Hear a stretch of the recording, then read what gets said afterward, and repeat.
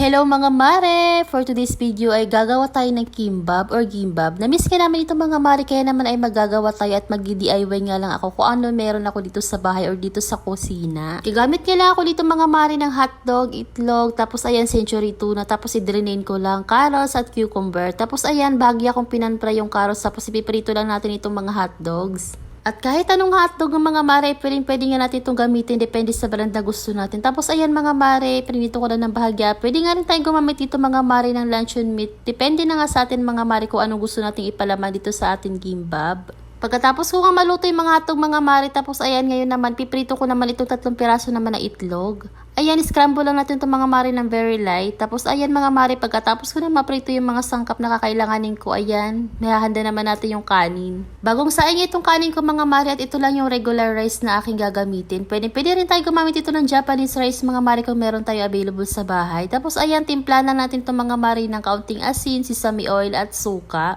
Isang kutsara na suka ang ginamit ko dito mga mare, at huwag kayong mag-alala kasi hindi ito aasim. Ayan mga mare, naglagay din ako ng 1 teaspoon naman ng sugar nang sa ganun maging balanse yung alat o lasa nito. Tapos ay halo-haloin lang natin itong mga mare.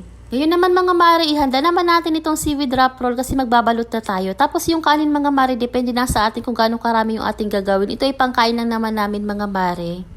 Bali, kumuha nga lang ako mga mare dun sa aking sinaing na kanin ng mga 7 cup. Tapos ayan mga mare, umpisa na natin yung pagbabalot. Ayan, maglalagay lang tayo dito sa ating seaweed wrap roll mga mare ng kanin. Sunod naman mga mare, ilagay naman natin dito yung ating pampapalaman. Yung hotdog, itlog, carrots, cucumber at tuna. Depende na nga sa atin mga mare, pwede nga rin tayo gumamit dito ng ham, longganisa, chicken at iba pa. At suggest ko nga lang mga mare, kapag gagawa nga tayo nito, mas okay yung bagong saing na kanin nang sa ganun di tayo mahirapan sa pagbabalot nito. Wala nga akong gamit na pang-roll dito mga mare, kaya naman DIY na lang talaga ako at ginawan ko na lang ng paraan kasi talaga naman nag-crave lang talaga kami.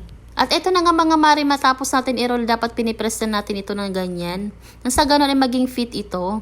Itinuri ko nga lang mga mare yung pagbabalot nito, at ayan naman nakagawa ako ng 7 piraso. Medyo malalaki at matataba nga yung size itong aking nagawa mga mare. Okay na nga lang yan kasi pangkain na naman namin ito. Tapos ayan mga mare, hihiwain lang natin ito or slice na natin ito. Depende na sa ating kung gaano kalalaki.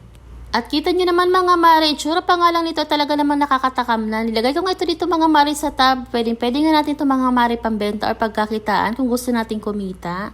At gawin nating racket. Tapos ngayon mga mare, gagawa naman tayo ng sauce. Gumamit nga lang ako dito mga mare ng 2 kutsara ng toyo, kalating kutsara ng liquid seasoning, kaunting asukal at paminta at mayonnaise. Optional lang yan. Mas okay din mga mare kung may oyster sauce, kaso naubusan ako. Hinalo-halo ko nga lang mga mare, tapos ayan, meron na tayong masarap na sausawan. Ngayon ay titikman na natin ito. Simple nga lang ito mga sangkap nito mga mare, pero talaga namang mapapawaw ko sa sarap. Kaya kung di mo pa nga ito na-try mga mare, isubukan mo na nga rin ito. At palambing na nga rin mga mare, and like and share naman dyan. At yun lang for today's video mga mare. Samahan nyo ulit ako sa susunod na mini vlogs. God bless!